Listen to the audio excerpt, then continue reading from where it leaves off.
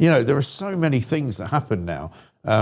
And life is so difficult for people, all the time. And so many times, I mean, I don't know about you, whenever I travel on the tube... Oh, don't even get me started. You see people just walking through the barriers, pushing their way through, and unless there's... I mean, I occasionally see... I mean, like I got on a bus yesterday, there were actually 2 police officers on, and I was like, oh, that's interesting. And sometimes you do see people on the other side of the ticket barrier, like looking to prosecute anyone who's trying to push through without paying. It's a rare But sight. if they're not there...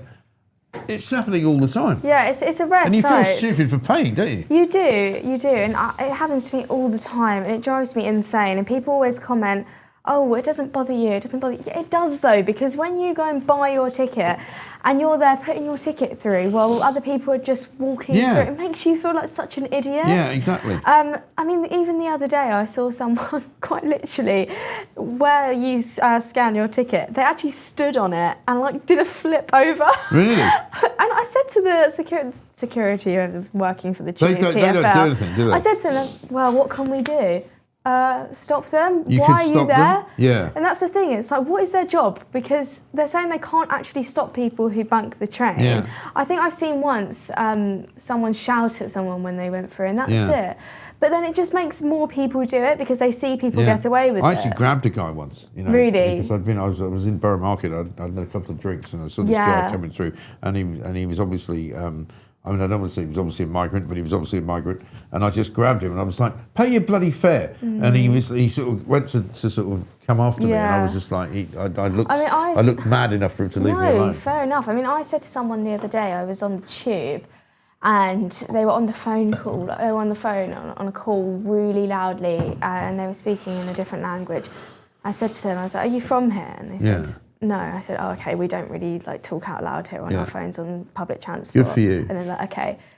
So, I mean, so did he stop? Yeah, and then he stopped. Right. I think he probably carried on as soon as I got off the tube, though. Yeah, but I think, and it's good for you for doing it, because, I mean, it's quite a brave thing to do, but because I think the problem is so many of us and so many people in the city particularly just kind of put their head down and just kind of ignore it. Yeah. Yeah, I mean, I said this, one of the things that I said the other day is that, we've lost that kind of,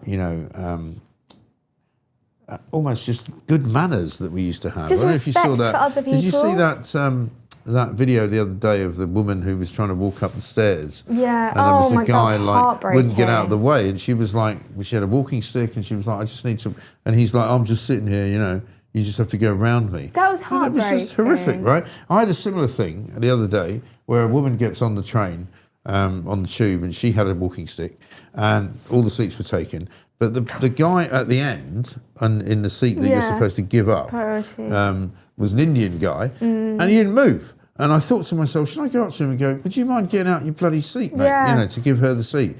And I was sort of contemplating doing that, and then suddenly we got to the next stop, and he got up, and I said to her, "There's a seat there," and she was like, "Oh, thank you very much." But I just, if I was sitting down and a woman got on with a stick who was clearly 75, 80 years old, you'd get up and say, "Would you like to sit down?" Yeah. Do you know what's really bad? Right? I have that video, Mike. Oh, you have? Oh, let's have a look. Yeah, let's have a look at it. What did you say? I want to come up the stairs. Can you not touch me, please? Can you move, please? Can you not? I'm recording you. Don't touch me. That's fine. I'm here relaxing. Can you move? You can go around. I can't. You can. You got legs. I'm 80. Okay. So? I'm recording you. I don't give a damn what you're doing. You're extremely rude and arrogant. I'm recording. Yeah, I mean, I don't know why he thinks that's somehow funny or cool or anything, It's the fact that people as well are walking past and seeing that he's doing that and not stepping in as well, and that's the problem, is that too many people just accept when this crazy kind of stuff happens. Yeah. But I think just as a society now, it's quite sad, we've become quite soulless. So even on public transport on the tube this morning, I put out a tweet about it because it was just so sweet. So everyone's on the tube and everyone's on the way to work, on their phones, headphones in. Yeah. No one's interacting with each other.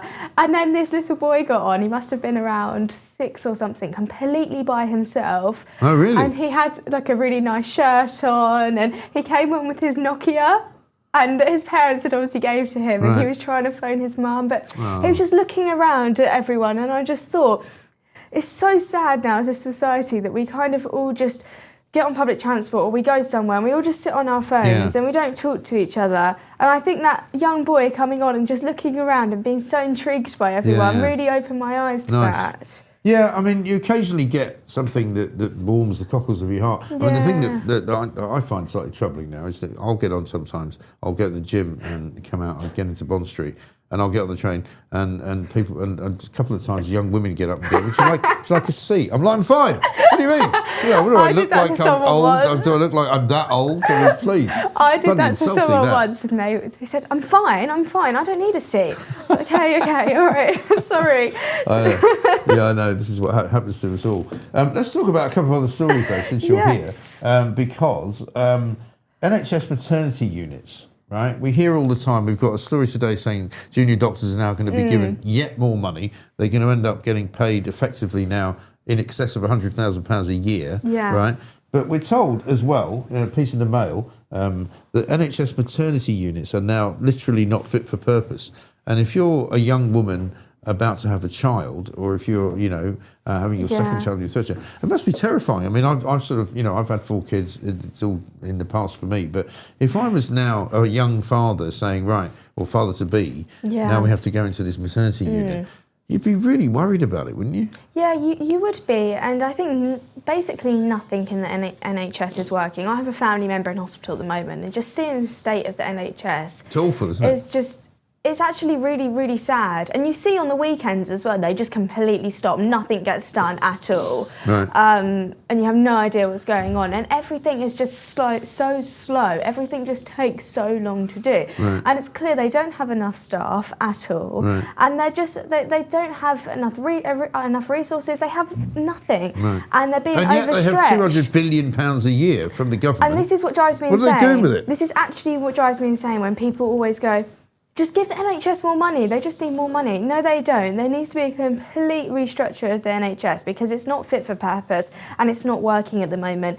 But the problem is the minute you criticise the NHS and you say, oh God, it's not the best at this, it's not the best at that, people jump down your throats and get so angry at you. Yeah. I go, well, we should be so proud of the NHS. The NHS is one of the best things this country's ever created, blah, blah, blah.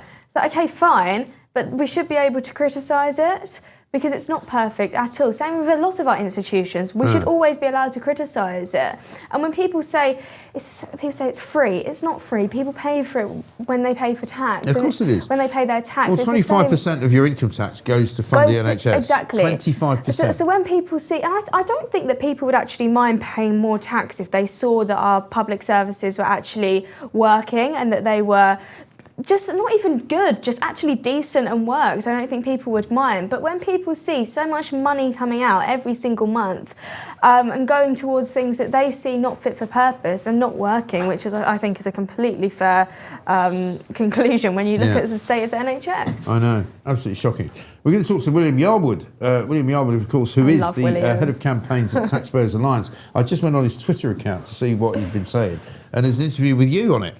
Talking to him about what life in general. But he was very active yesterday when Andy Burnham got up and made his speech up to North to talk about how we're going to have number 10 of the North and Andy Burnham of the North. Do you know how they call it the High North? And they keep talking about, the Greenland situation. I mean, it's like that now. It's like we have to have North into everything, absolutely